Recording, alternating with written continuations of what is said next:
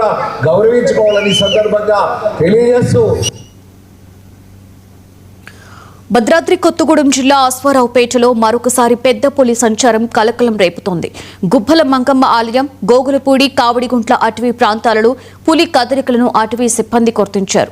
గతంలో radio caller అమర్చి అటవీ ప్రాంతంలోకి తరలించిన పులి మళ్లీ తిరిగి వచ్చినట్లుగా అధికారులు తెలిపారు. పరిసర గ్రామాల ప్రజలు అప్రమత్తంగా ఉండాలని, ఒంటరిగా అడవులకి వెళ్లవద్దని సూచించారు.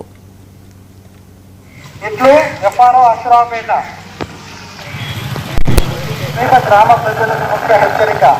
నిన్నటి రాత్రి నుంచి మన కావడిగుండ్ల సమీప అడవి ప్రాంతంలో పెద్ద పులి సంచరిస్తుంది. కావున సమీప గ్రామ ప్రజలు ఎవరు అడవిలోనికి ఒంటరిగా వెళ్ళకండి.